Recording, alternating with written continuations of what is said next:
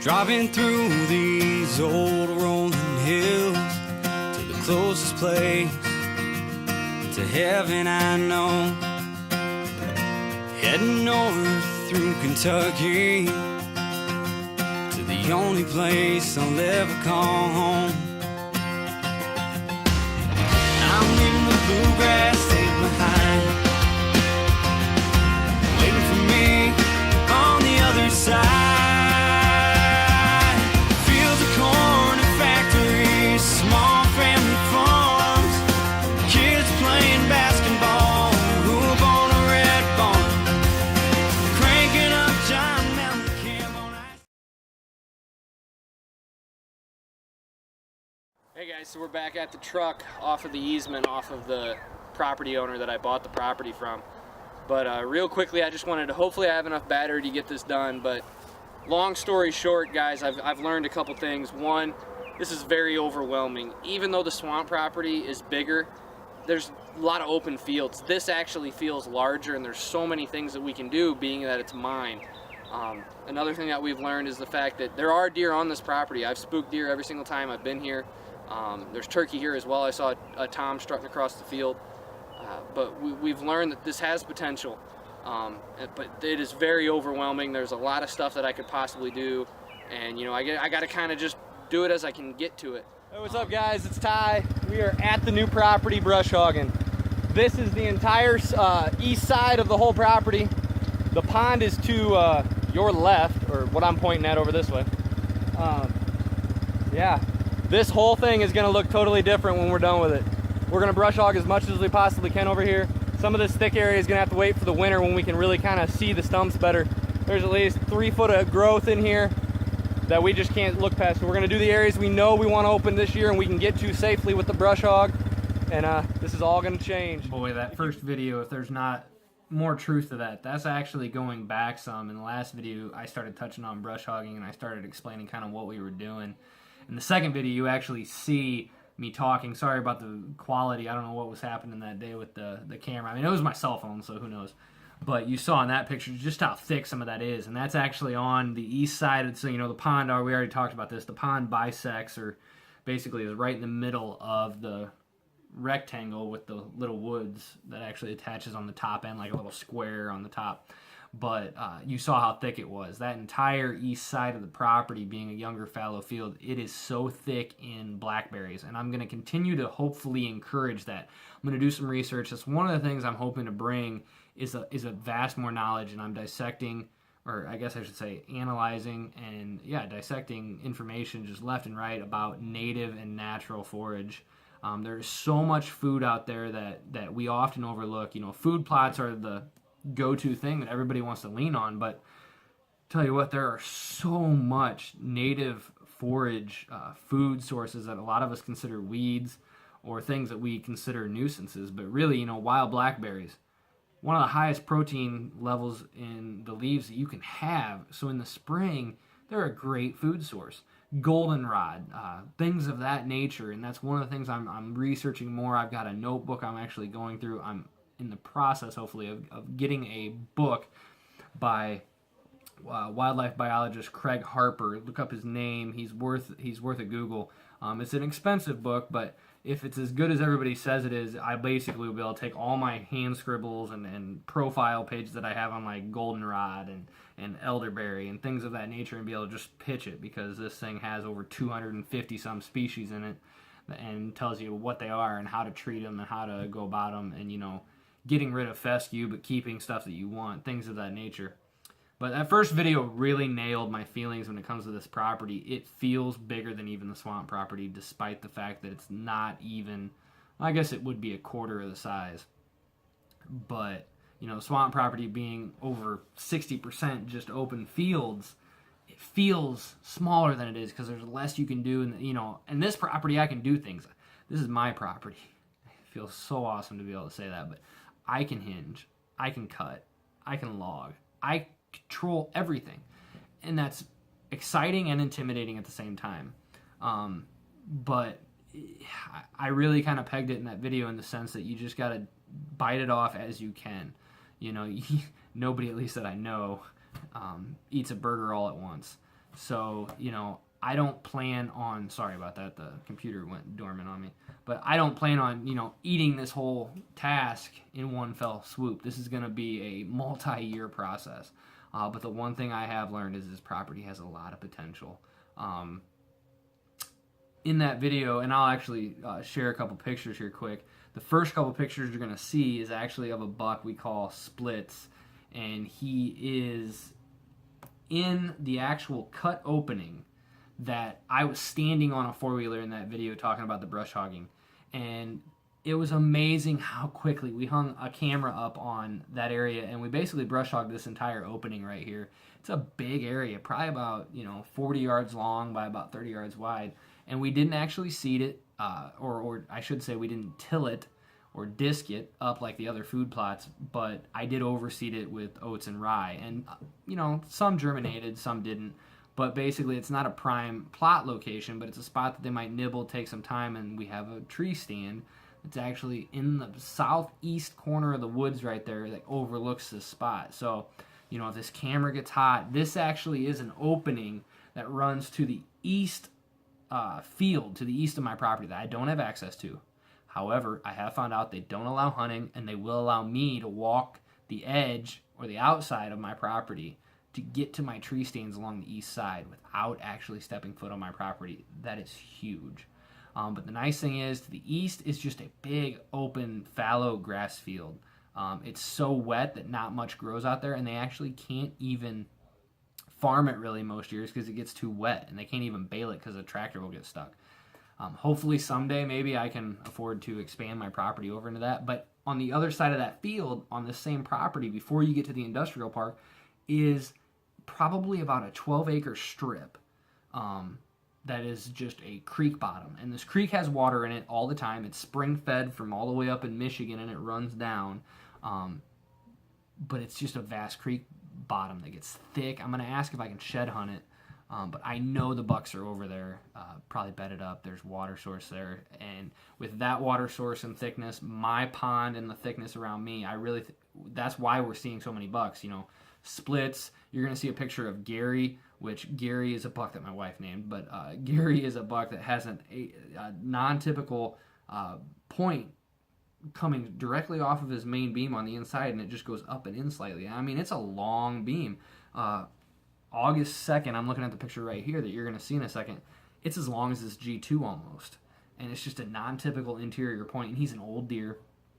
And then I think I'll include in there a picture of Big Dave somewhere. Big Dave's actually, there's going to be a picture taken July 30th where you're going to see two bucks in it, and you're going to see the size comparison of Big Dave and Splits. Big Dave is an old, mature deer. He is a 5x5. His G2 has a slight kicker coming off of it on his right side. He's got other stuff. He is the #1 big buck on this property, but I think I would probably arrow all three if had a shot at any of them. But you can definitely tell Splits is probably the younger of them, and that picture definitely tells you that that's the case most likely. But yeah, let's first go to those, show you some pictures of some of the bucks. Now, these aren't recent photos. I'll save the out of velvet photos for maybe new property video number 3. But let's check this out, and then.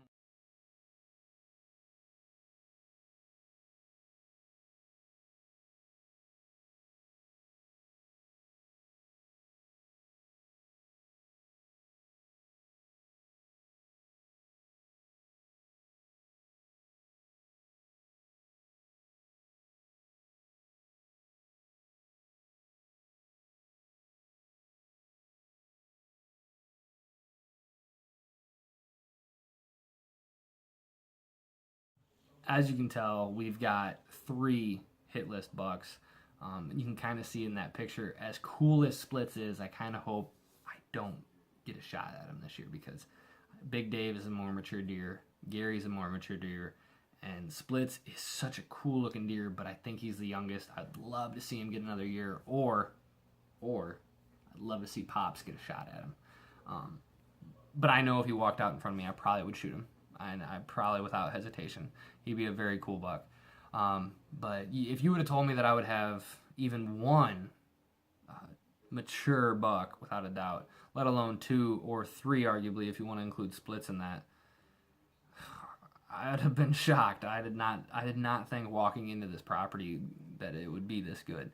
But I'm going to briefly talk about food plots because we did brush hog. We went with the path of least resistant, so the pond cuts the property in half, and then the east side of things is where all the food really got put in, except for that northern side of the west side above the bedding area where they kind of go up and they hook around the pond if they want to go that route.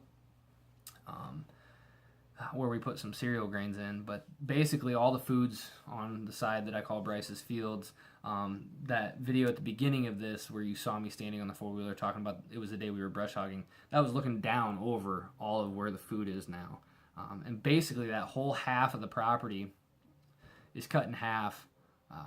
There's an east side and a west side, and there's thickets separating these two sides. There's the cluster of cottonwoods right in the middle, kind of like how the pond separates the property. Those cottonwood strip separates the two sides of the food sources, and we've got 2 different kinds of food plots basically. On the east side and the west side of the food of Bryce's Fields, on the east side, on the southern side where there's actually a tree stand overlooking it, I'm going to show you pictures of that, explain kind of how we're going to access that stand, and I'm going to talk about actual stands. We really only have 3 stands and then a possible 4th spot where we're going to put a ground blind up this first year as we learn the property. Might have to do some run and gun this year, but next video I'm going to get into the actual hunting tactical approaches and why I chose the stand locations that I did. But basic food outlay is the east side of things. The southern food plot, which is a pretty good sized food plot, it's probably 1/2 to 3/4 of an acre, is primarily wintergreens, Whitetail Institute wintergreens. So it's got turnips, rape, I believe, and we got a good deal on that stuff. So otherwise I would have just probably bought from the local seed store and made my own. But it's got a lot of brassicas, and then we did seed some cereal grains on top of it. And then as you work to the north from there, there's a corridor above a sorghum strip that sight blocks, so they can't just check this whole entire side all at once. And if I see a buck to the north, I can call, and it's got to come down and around to check that food plot. But as you work your way north, there's like a corridor where the center strip is real thick, and you can't see the other side. And I planted some Norway spruces and things of that nature as well, but there's a corridor. It gets as narrow as 6 to 7 yards wide to as wide as 15 yards. But that works its way up into another micro food plot, probably about 1/4 of an acre, and that's got cereal grains and brassicas and turnips and even some sugar beets. So that's the east side. And then on the west side of things, you've got on the north side, so there's a couple bush hog paths from that food plot I just described that you can work your way over to the northern side of the west side of things. There's a big, thick, lush cereal grains, probably about 1/2 an acre, and then as you work your way south through brush hog trails again, you've got a large brassica plot with some cereal grains that are dusted on, sorghum strip, and then another big plot that's predominantly cereal grains. And when I say cereal grains, I use winter rye, winter oats, and winter wheat, with some brassicas dusted into that one. So we've got a wide gamut of food sources that are going to be available this fall, and then next spring, all those cereal grains are going to help us fight some weeds at first, and then we're going to disc it all under, and we're going to put a ton of soybeans in. We're going to make a stab at growing some soybeans. But that's the food type setup we've got. Now there is, right now, predominant food sources are probably the mass producing trees.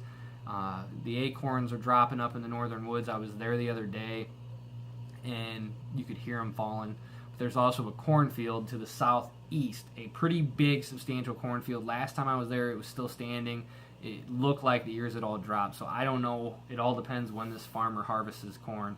But that's definitely a food source that they have right now. It's probably where they're going to at night. Once that's picked, though, it's going to be native forage,